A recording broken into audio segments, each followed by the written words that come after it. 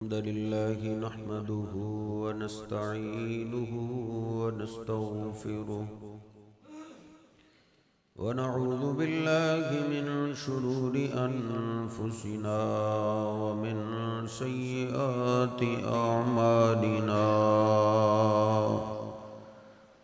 من يهده الله فلا مضل له ومن يضلله فلا هادي له أشهد أن لا إله إلا الله وحده لا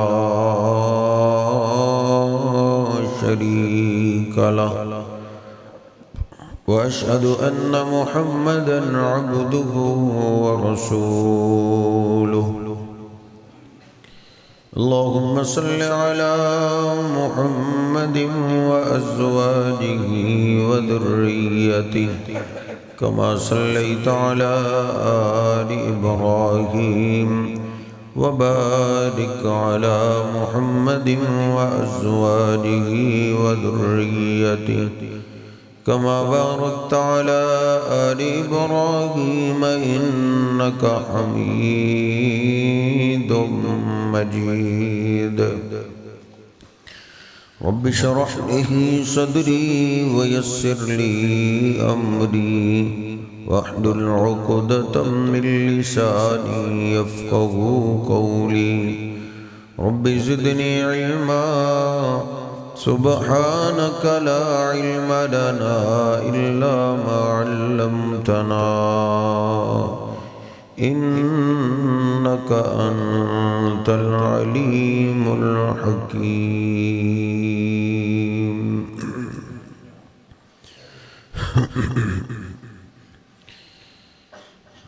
اللہ سبحانہ و تعالی نے قرآن پاک میں اپنے بندوں کو سب سے زیادہ شرک سے ڈرایا ہے۔ 5ویں پارے میں اللہ پاک نے 2 بار بولا ہے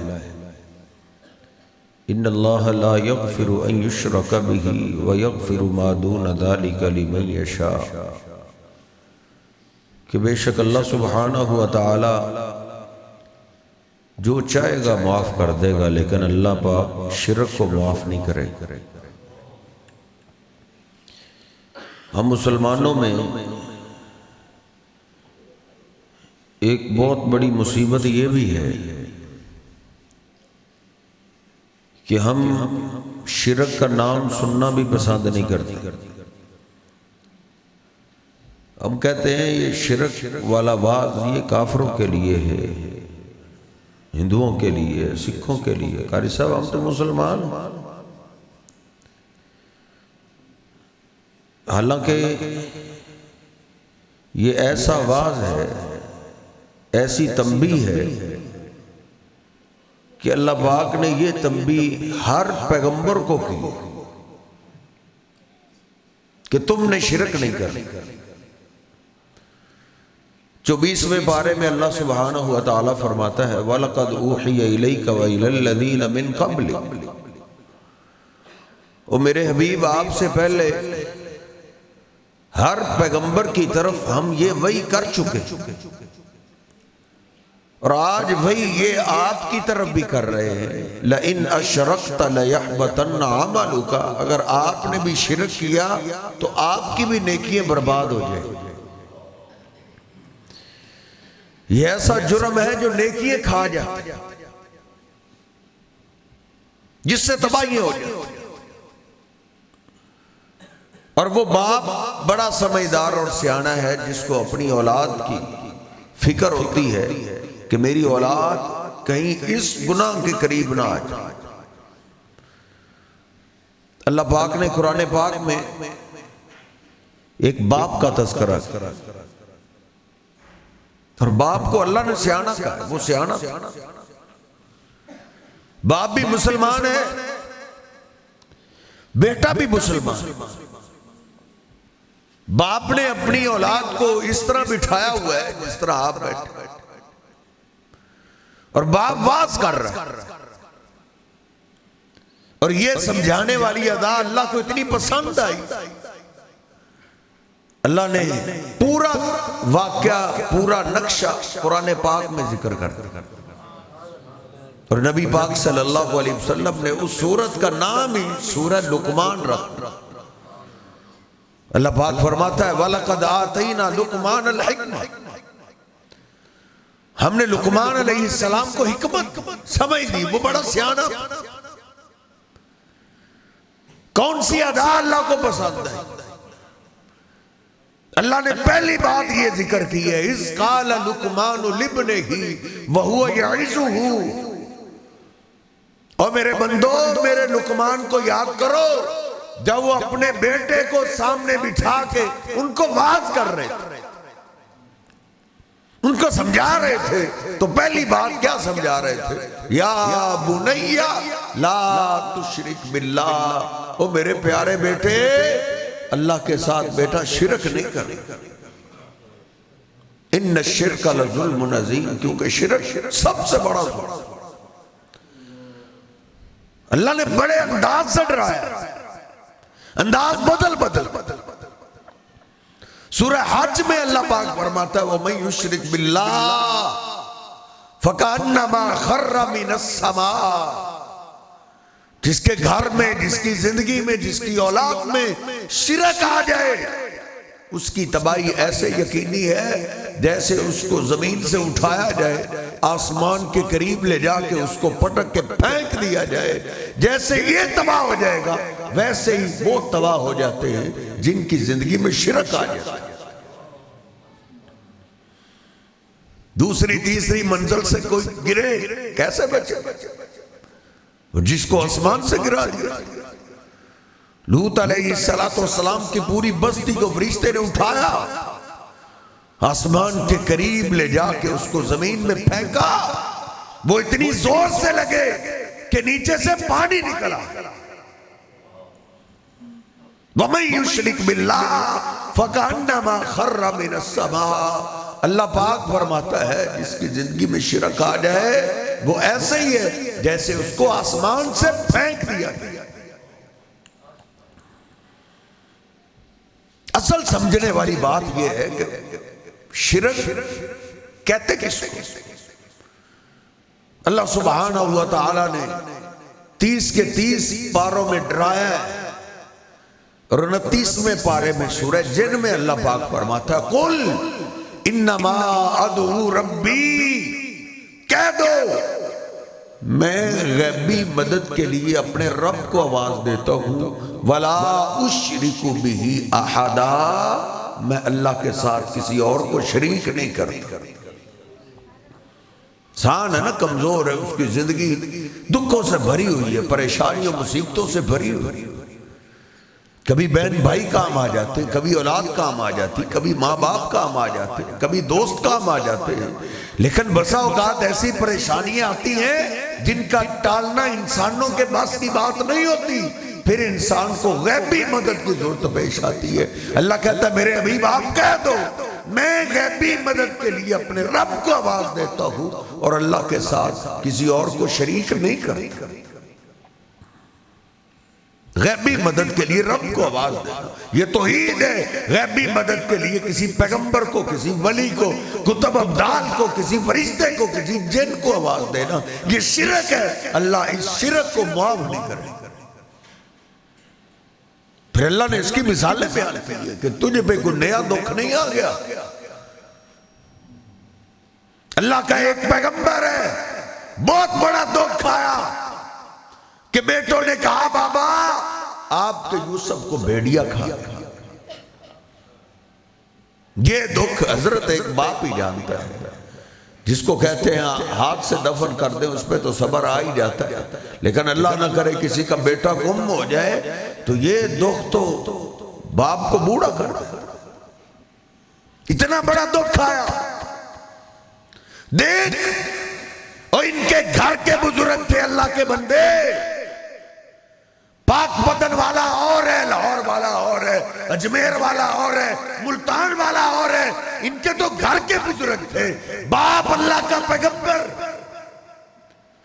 اسحاق علیہ السلام اللہ کے پیغمبر تھے جو یعقوب علیہ السلام کے والد محترم تھے۔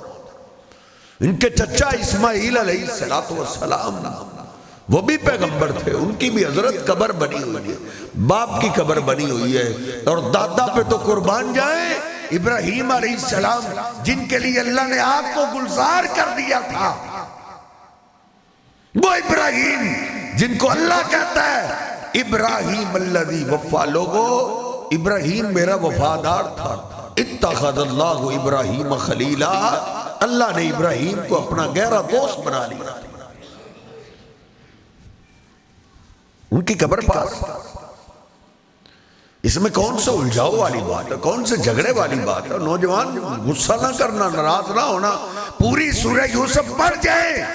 یعقوب علیہ السلام نے اپنے باپ کو آواز دی ہے کہ یا بابا اسحاق مدد، بابا اسحاق مجھ پہ اتنا مشکل وقت آگئے، میری مدد کے لیے پہنچ۔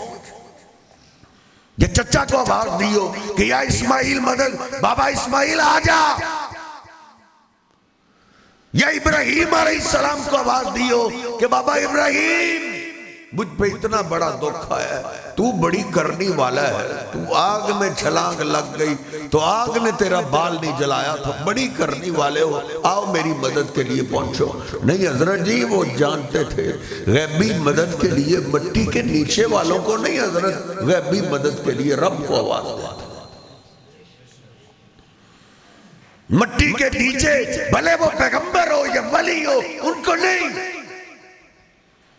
اللہ قرآن میں کہتا ہے ان الذین تدعون من دون اللہ عباد امثالکم، غیبی مدد کے لیے اللہ کو چھوڑ کے تو جن مٹی کے نیچے والوں کو آواز دے گا وہ تیری طرح کے بندے ہی ہیں، کھاتے تھے پیتے تھے، ان کو بھوک لگتی تھی، ان کو پیاس لگتی تھی۔ حضرت جی تو سیلاب روکنے کی بات کرتا ہے، حضرت ان کو پیشاب آ جاتا، وہ پیشاب نہیں روک سکتے تھے۔ عباد امثالکم، پاک بدن والا، لاہور والا، اجمیر والا، ملتان والا، اللہ کہتا ہے عباد امثالکم، یہ سارے تمہاری طرح کے بندے تھے، وہ اللہ کے محتاج تھے۔ سورۃ الاعراف ہے، نامہ سپارہ ہے، آیت نمبر 197 اللہ کہتا ہے والذین تدعون من دونہ لا یستطیعون نصرکم، جن کو اللہ کے سوا غیبی مدد کے لیے تم آواز دیتے ہو وہ تمہاری مدد نہیں کر سکتے۔ آگے اللہ نے سادہ لفظوں میں سمجھایا، سادہ لفظ۔ یہ آیتیں میں پڑھتا ہوں تو مجھے سمجھ آتی کہ اللہ نے بار بار کیوں کہا ہے وَلَقَدْ يَسَّرْنَا الْقُرْآنَ لِلذِّكْرِ، لوگوں ہم نے قرآن آسان پڑھا ہے۔ جھٹکے بندے کو جس نے سکول کی دیوار بھی نہیں دیکھی اس کو بھی سمجھ آ جاتی ہے اللہ کیا سمجھانا چاہتا ہے۔ اللہ کہتا ہے وہ تیری مدد نہیں کر سکتے، وہ تیری کیسے کرے؟ وَلَا أَنفُسَهُمْ يَنْصُرُونَ، وہ تو اپنی مدد نہیں کر سکتے۔ اللہ کہتا ہے جسم سے روح نکل گئی ہے وہ اپنے کام نہیں کر سکتا، تیرے کیسے کرے؟ کر لے چیک اپنے بزرگوں کو جن کی روح نکل جائے، اللہ کہتا ہے ان سے اپنے کام نہیں ہوتے، تجربہ کر لے۔ حضرت جی ان کو کہو غسل خود کر کے دکھاؤ، ہر روز بابا جی تم نہاتے تھے اب نہا کے دکھاؤ، کپڑے اتار کے دکھاؤ۔ حضرت وہ کپڑے نہیں اتار سکتے، نہا نہیں سکتے، کپڑے پھاڑ کے تو اتار۔ کیوں؟ اللہ کہتا ہے وَلَا أَنفُسَهُمْ يَنْصُرُونَ، ان سے اپنے کام نہیں ہوتے، وہ تیرے محتاج ہیں، ان کے کام تو کر، استنجا تو کر، ان کا غسل تو دے، غسل دے دیا ہے۔ ان کو کہو چلو اب کفن ہی پہن لو، اللہ کہتا ہے وَلَا أَنفُسَهُمْ يَنْصُرُونَ، وہ اپنے کام نہیں کر سکتے۔ کفن پہنا دیا ہے، ان کو کہو بابا جی قبرستان ہی چلے جاؤ نا، وہ قبرستان نہیں جا سکتے۔ اللہ کہتا ہے وَلَا أَنفُسَهُمْ يَنْصُرُونَ، جنازہ پڑھا ان کا بخشش کے لیے، ان کے لیے دعائیں کر، قبرستان لے گئے، قبر تیار ہے، قبر کے پاس رکھ کے ان کو کہو حضرت جی بڑے بڑے آپ نے بعد میں کام کرنے، یہ اپنا کام ہی کر لو، قبر میں اتر جاؤ، اتر سکتے ہیں؟ یا تو اپنی مسجد سے ترجمے والا قرآن لے کے، اللہ کی قسم یہ حوالہ دوبارہ نوٹ کر لے، 197 آیت سورۃ الاعراف نامہ سپارہ، اللہ کہتا ہے وَلَا أَنفُسَكُمْ يَنصُرُونَ، جن کو تو آوازیں دیتا ہے وہ اپنے کام نہیں کر سکتے۔ 4-5 آدمی مل کے بزرگوں کو اٹھا کے قبر میں اتارتے کہیں گر نہ جائیں، جن کو چھوڑ دے گا وہ گر جائیں گے، ان کو سنبھال کے اتار دیا جاتا ہے، لحد میں سلیپیں ڈال دی جاتی ہیں۔ تجھے یہی دھوکہ دیا جاتا ہے نا، جب باہر ہوتے ہیں کام نہیں کر سکتے، پردے میں چلے جائیں تو بڑے کام کرتے ہیں، دیکھ اب سلیپیں ڈال چکی ہیں، پردہ آ گیا، ان کو کہہ اپنی مٹی اپنے اوپر ڈالیں۔ پردے میں جا کے بھی اللہ نے تجھے توحید سکھائی ہے، بابے کی قبر بننے تک پردے میں جانے کے بعد بھی وہ اپنی قبر کے اوپر مٹی نہیں ڈال سکتے۔ اللہ کہتا ہے سارے آ کے 3 مٹھی ڈالے، پتا چلے یہ سب کا محتاج ہے۔ بھلا انفسہم ینصرون، قرآن پاک کی کتنی سادہ بات ہے۔ اللہ کہتا ہے جن کو تو آوازیں دے رہا ہے ان سے اپنے کام نہیں ہوتے۔ اس لیے حضرت جی یعقوب علیہ السلام نے اپنے باپ دادا کو غیبی مدد کے لیے آواز نہیں، 1 سال 2 سال 5 سال گزر گئے، اللہ کے آگے روتے رہے، اللہ کا در نہیں چھوڑا۔ وہ جانتے تھے اس بڑے کے در پہ کبھی کبھی دیر ضرور ہو جاتی لیکن اندھیر نہیں ہوتی۔ اللہ کو آواز دیتے رہے، اللہ کو پکارتے رہے، 35-40 سال گزر گئے روتے روتے۔ قرآن کہتا ہے وَبْيَضَّتْ عَيْنَاهُ، اللہ کے آگے رو رو کے آنکھیں سفید ہو گئیں، لیکن حضرت بیٹا مانگنے کے لیے باپ دادا کی قبر پہ نہیں گئے۔ سورہ یوسف کبھی پڑھ کے تو دیکھ، آنکھیں سفید ہو گئی، وہ بھی شہنشاہ ہے، آزماتا ہے تو پھر کمال ہی کرتا ہے۔ بیٹا کیا ملنا تھا، بیٹوں نے آ کے کہا بابا آپ کے دوسرے بیٹے نے چوری کی ہے، وہ چوری کے کیس میں جیل میں بند ہے۔ اب یہ دکھ تو ایک باپ جانتا ہے نا، جس کا بیٹا جیل میں بند ہو جائے، باپ کو تو کھانا اچھا نہیں لگتا، وہ تو یہی کہتا ہے میرا جو کچھ بکتا بک جائے، میرے بیٹے کو باہر لاؤ۔ دیکھ 35-40 سال کا سب سے بڑا دکھ وہ ٹلا نہیں، اور دکھ آ گئے۔ انہوں نے حضرت جی پھر بھی باپ دادا کی قبر کا رخ نہیں کیا، پھر بھی غیبی مدد کے لیے باپ دادا کو آواز نہیں دی۔ وہ جانتے تھے مٹی کے نیچے بھلے اللہ کا پیغمبر بھی سویا ہوا ہو، ان کی شان اپنی جگہ، مقام اپنی جگہ، لیکن اللہ والا مقام ان کو نہیں دے سکتے۔ رو ضرور پڑھے یا صفا علی یوسف وَبْيَضَّتْ عَيْنَاهُ مِنَ الْحُزْنِ، اے میرے اللہ میں تو اپنے یوسف کو نہ بلا سکا، تو نے مجھ سے دوسرا بیٹا بھی لے لیا ہے۔ پھر روتے ہوئے کیا کہا انما اشکو بثی وحزنی الی اللہ، اے اللہ میں سارے شکوے شکایتیں تیرے آگے رکھتا ہوں، قربان جائیں۔ حضرت جی دیر ضرور ہوئی، دیر نہیں ہوئی، اللہ پاک نے پھر دونوں بیٹے بھی واپس کر دیے۔ داریوں میں رہنے والوں کو اللہ نے مصر کی بادشاہی عطا کر دی۔ یہ سارا واقعہ ذکر کرنے کے بعد اور سورہ یوسف تجھ پہ قید چھوڑ کے جا رہا ہوں، جا کے سورہ یوسف ترجمے کے ساتھ پڑھنا۔ سارا واقعہ ذکر کرنے کے بعد آخر میں اللہ نے کہا ہے وَمَا يُؤْمِنُ أَكْثَرُهُمْ بِاللَّهِ إِلَّا وَهُمْ مُشْرِكُونَ، کئی اللہ پہ ایمان کا دعویٰ کریں گے لیکن رہیں گے مشرک، کہیں گے ہم اللہ پہ ایمان رکھتے، اللہ کو مانتے، رسول پاک پہ ایمان رکھتے، لیکن اللہ کہتا ہے اِلَّا وَهُمْ مُشْرِكُونَ، ان کو پتہ ہی نہیں چلے گا، ابلیس ان سے شرک کروائے۔ ڈاکٹر جس کو لا علاج کہہ دے حضرت غیبی مدد کی ضرورت ہے. کوئی چھلا باندھے ہوئے، کوئی دھاگا باندھے ہوئے، کوئی تعویذ پہنے ہوئے.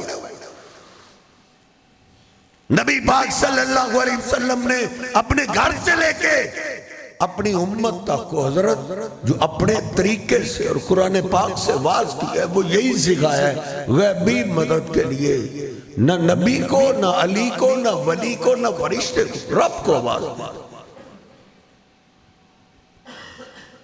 تجھے یقین نہ ہے تو اپنے سکول کی اردو کی کتابیں کھول.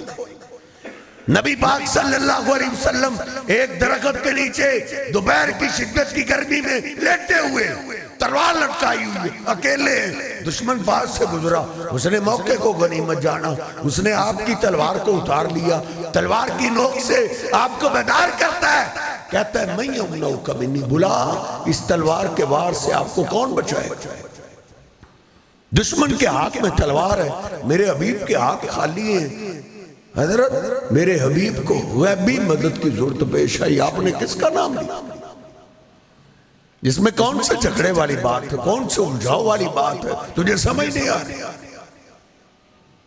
کوئی تجھے کہہ سکتا ہے جی وہ پیغمبر تھے، ایک یہ بڑا اعتراض، جی وہ پیغمبر تھے، بہت بڑا دھوکہ ہے. عشاء کے 4 فرض ہیں، میں تمہیں 8 فرض پڑھاؤں، آپ پڑھ لو. آپ کو کر صاحب دماغ ٹھیک ہے تمہارا؟ اللہ کے محبوب پیغمبر 4 فجر پڑھاتے تھے، آپ 8 کیوں پڑھا رہے ہیں؟ تو میں کہوں جی وہ 4 پڑھاتے تھے، وہ تو پیغمبر تھے، میں کو پیغمبر ہوں. اللہ کہتا ہے لَقَدْ كَانَ لَكُمْ فِي رَسُولِ اللَّهِ أُسْوَةٌ حَسَنَةٌ. لوگوں میرے محبوب پیغمبر کی ساری زندگی تمہارے لیے آئیڈیل ہے، تمہارے لیے نمونہ ہے. زندگی ویسے گزارو جیسے میرے پیغمبر نے گزاری. اللہ کے محبوب پیغمبر کو للکار آ گیا، کون بچائے گا؟ میرے حبیب علیہ السلام نے حضرت غصہ نہ کرنا، آپ نے نہ گزرے ہوئے کسی نبی کا نام لیا، نہ کسی ولی کا نام لیا، نہ علی کا نام لیا، نہ فرشتوں کا نام لیا، بلکہ آپ نے نام لیا تو اللہ کا لیا. اللہ میرا اللہ مجھے بچائے گا. اللہ کا نام ہی لینا تھا. دشمن کے جسم پہ کب کبھی کاری ہوگی، تلوار زمین پہ جا گری، میرے حبیب نے تلوار کو اٹھا لیا، کہا تجھے کون بچائے گا؟ تھر تھر کانپنے لگا، ڈرنے لگا. کہا کریم باپ کے کریم بیٹے ہو، آپ سے کرم کی اپیل ہے، قربان جائیں اللہ نے سچ کہا ہے وَمَا أَرْسَلْنَاكَ إِلَّا رَحْمَةً لِلْعَالَمِينَ. لوگوں میرا حبیب صرف اپنوں کے لیے نہیں، دشمنوں کے لیے بھی رحمت بن کے آئے ہیں، سارے جہانوں کے لیے رحمت بن کے آئے ہیں. جس نے آپ پہ قاتلانہ حملہ کیا میرے حبیب نے اس کو بھی معاف کر دیا. آپ کی سنت، آپ کا طریقہ بھی مجھے اور آپ کو یہی واز کرتا ہے غیبی مدد کے لیے رب کو آواز دے. آپ نے اپنی فیملی تک کو یہی درس دیا حضرت جی. سیدہ فاطمہ رضی اللہ تعالیٰ عنہ اور جناب علی پاک آپ کے پاس غلام یا لونڈی لینے کے لیے آئے. میرے حبیب نے فرمایا ان کو بیچ کے میں نے طلباء کے کھانے کا انتظام کرنا ہے، میں تمہیں نہیں دے سکتا، خالی لٹا دیتا. رات کو آپ گھر پہنچ آپ نے جناب سیدہ فاطمہ کو سامنے بٹھایا، جناب علی پاک کو سامنے بٹھایا، ان کو واز کیا کہ میں تمہارے لیے جو تم نے مانگا تھا اس سے اچھی چیز لے کر آیا. حضرت مجھ پہ یقین نہ آیا، اپنے مولانا صاحب سے پوچھو کیا میرے حبیب علیہ السلام نے اپنی بیٹی کو تعویذ دیا تھا کہ یہ تعویذ پہن لو، یا کچھ چھلا دیا تھا یا کچھ کڑا دیا تھا؟ نہیں نہیں حضرت میرے حبیب بندوں کو رب سے جوڑنے کے لیے آئے تھے، تعویذوں پتھروں کڑوں کے ساتھ نہیں. انہوں نے کاروبار بنائے، بزنس بنائے. میرے حبیب کہتے ہیں من اللہ کا تمیمتن فقد اشرک، جس نے تعویذ لٹکایا اس نے اللہ کے ساتھ شرک کیا. اور نہ آپ نے یہ سبق دیا کہ بیٹا فاطمہ تمہارا تو باپ اللہ کا رسول ہے، بستر پہ آؤ تو 100 دفعہ یا رسول اللہ مدد کہہ لیا. ناراض نہ ہونا، غصہ نہ کرنا. میں آپ کی دل آزاری نہیں چاہ رہا، میں تو آپ کو واضح بات کرنا چاہ رہا ہوں جو بالکل واضح ہے. جس حقائق کو آپ سے چھپا لیا گیا میں وہ کھول رہا ہوں. آپ نے یہ کہا یا نبی مدد کہہ لیا کرو، فاطمہ تیرے گھر میں علی ہے یا علی مدد کہہ لیا کرو. نہیں حضرت، نہ آپ نے پہلے گزرے ہوئے کسی پیغمبر کا نام لیا کہ یا ابراہیم مدد کہہ لیا کرو. اور فرشتوں کا سردار جبریل امین تو ہر روز مدینہ پاک میں آتا تھا. نہیں، آپ نے کہا یا جبریل مدد کہہ لیا کرو. نہیں، آپ نے فرمایا او فاطمہ بیٹا بستر پہ آؤ، 33 دفعہ سبحان اللہ پڑھا کرو. بندے تھک جاتے ہیں، اللہ نہیں تھکتا، اللہ پاک ہے. 33 دفعہ سبحان اللہ پڑھا کرو. 33 دفعہ بیٹا الحمدللہ پڑھا کرو کہ اللہ جس حال میں بھی رکھے اللہ کا ہر حال میں شکر ہی شکر. اور 34 دفعہ اقرار کیا کرو سوتے وقت. علی تم بھی، فاطمہ تم بھی. ان کو کیا سکھایا جا رہا ہے؟ علی بستر پہ آؤ، 34 دفعہ یہ کہا کرو اللہ اکبر، اللہ سب سے بڑا ہے. لوگ گپیں سناتے ہیں تو اس کو مذہب بناتا ہے. حضرت میں قرآن حدیث نوری علم سکھا رہا ہوں، نوری علم سنا رہا ہوں. کاش دل کا برتن اگر سیدھا رکھے گا حضرت، یہ نور بڑا اثر کرتا ہے. یہ نور اندھیرے ختم کر دیتا ہے، ادھر روشنی آ جاتی ہے. آپ نے کہا 34 دفعہ اللہ اکبر کہا کرو.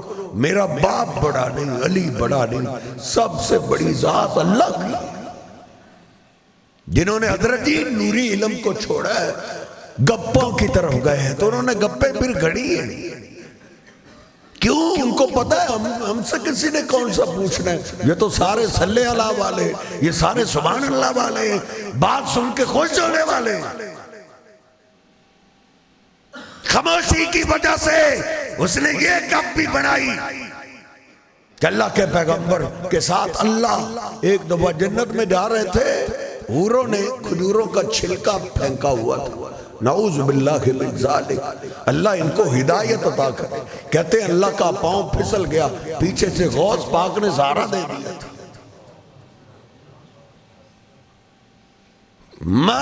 اب مٹی میں دفن، کہتے ہیں ان کا ہاتھ اتنا بڑا ہے ادھر سے سارا جنت تک پہنچ گیا تھا. حضرت وہ ہمیں بے وقوف بناتے ہیں، بے وقوف. ہم پیچھے بھاگتے چلے جاتے ہیں. دیکھ میرے حبیب علیہ السلام نے اپنی فیملی تک کو اللہ کے ساتھ جوڑا ہے کہ یہ اقرار کرو اللہ اکبر، اللہ سب سے بڑا ہے. میں آپ کو زیادہ دیر ازمائش میں نہیں ڈالنا چاہتا. آخری مثال عرض کرتا ہوں. میرے حبیب علیہ السلام کی بیوی سیدہ عائشہ طیبہ طاہرہ رضی اللہ تعالیٰ عنہ پہ تہمت لگ گئی. 1 مہینے تک مدینہ پاک پہ قیامت برپا رہی.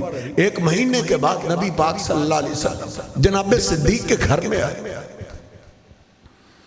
سیدہ عائشہ کو سامنے بٹھایا، خطبہ پڑھا، اللہ کی حمد و ثنا پڑھی.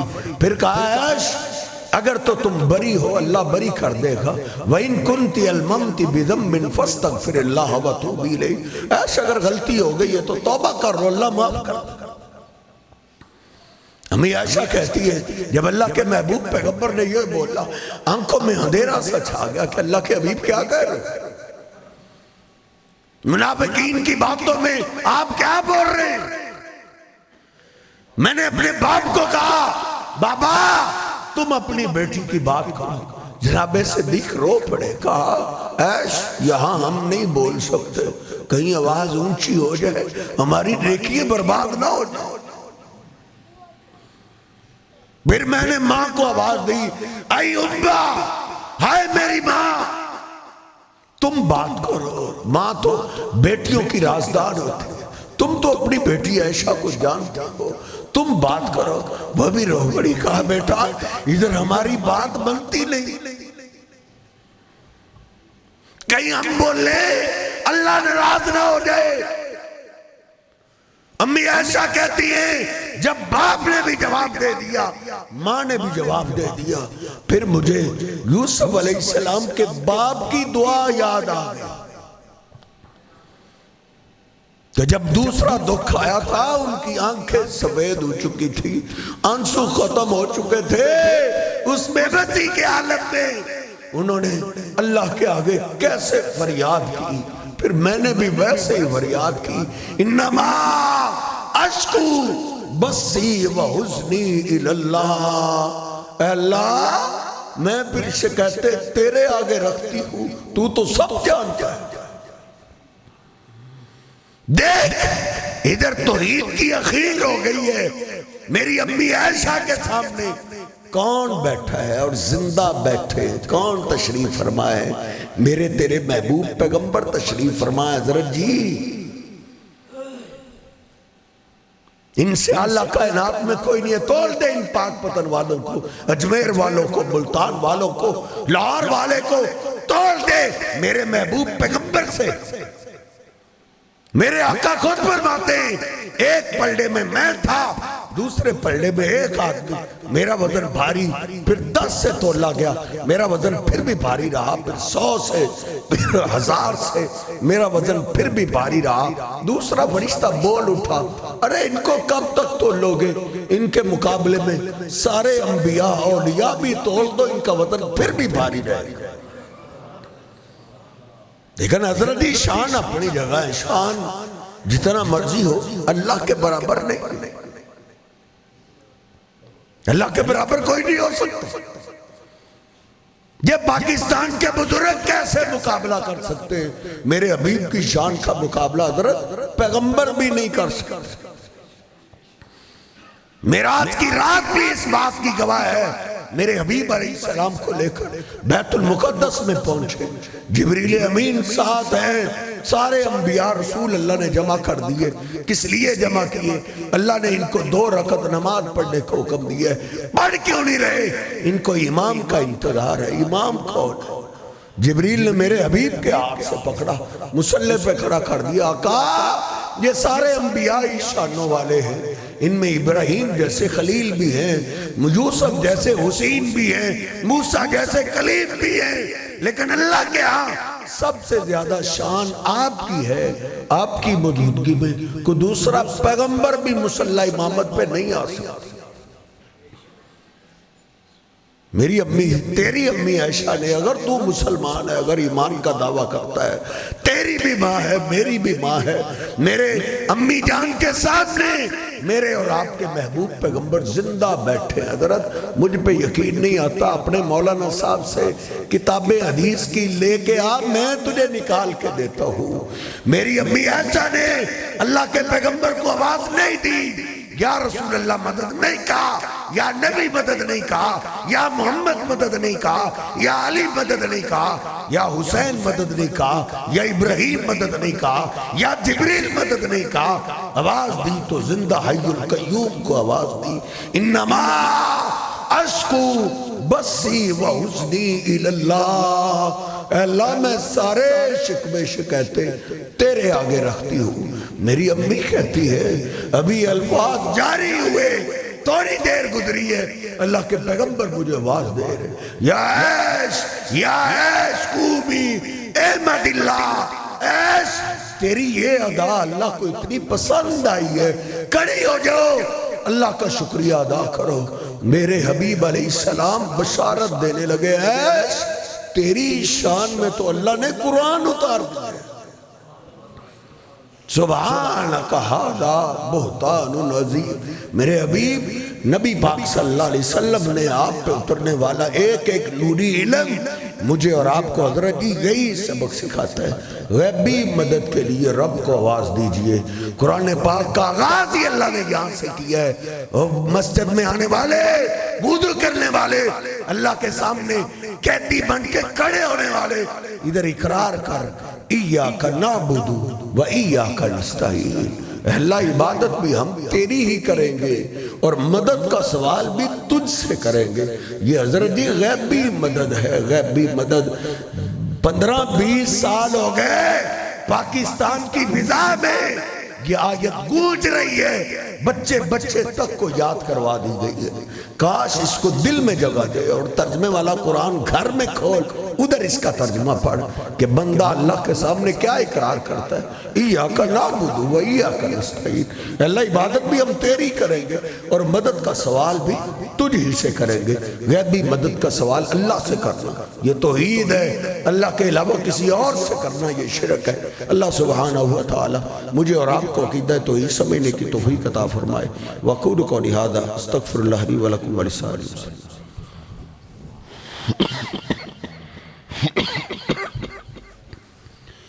بیماروں کے لیے، فوت شدگان کے لیے دعا کی درخواست ہوئی ہے۔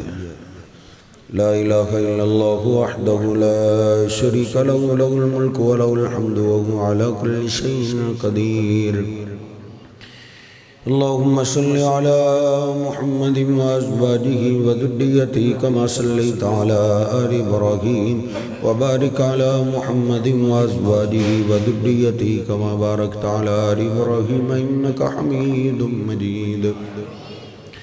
اے میرے اللہ جتنے ساتھی تشریف فرمائے ہم سب کا سننا سنانا قبول فرما، گناہگار ضرور ہیں لیکن بندے تو تیرے ہی، اپنی رحمت سے میں معاف فرما، اپنے نیک بندوں میں شامل فرما۔ اے میرے اللہ کئی پریشان حال ساتھی تشریف فرمائے، سب کی پریشانیاں دور فرما، کئی کاروباری معاملے کے اندر پریشان آسانیاں پیدا فرما، کئی اولاد کی وجہ سے پریشان ہے، جن کے پاس اولاد ہے نیک اور نمازی بنا، ماں باپ کے لیے آنکھوں کی ٹھنڈک بنا، ماں باپ کے لیے صدقہ جاریہ بنا۔ اے شہنشاہ اللہ کئی گلشن ورانے تیری رحمت کو ترس گئے، جن کے پاس اولاد نہیں نیک صالح اولاد عطا فرما۔ کئی مریض اور بیمار بیٹھے ہیں، تمام بیماروں کو شفائیں عطا فرما۔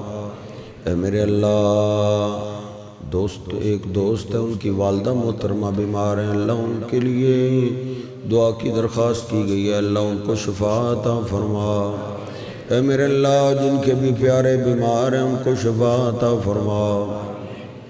اے میرے اللہ کئیوں کے پیارے تیرے پاس چلے گئے، اللہ ان کی بخشش فرما، ان کی قبروں کو جنت کے باغیچے بنا، ان کی حسنات کو قبول فرما، کمیاں کوتاہیاں اپنی رحمت سے معاف فرما۔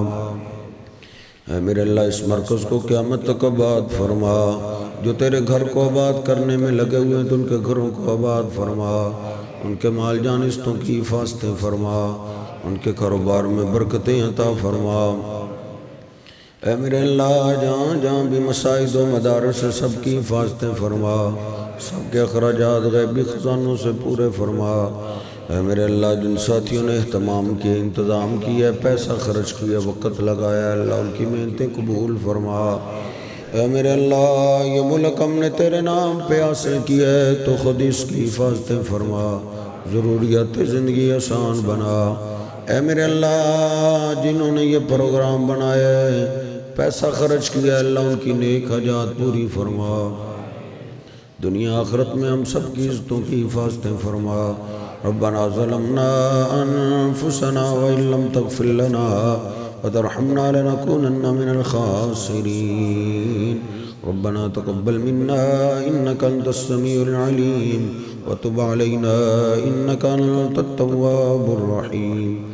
سبحان ربك رب العزة عما يصفون وسلام على المرسلين والحمد لله رب العالمين۔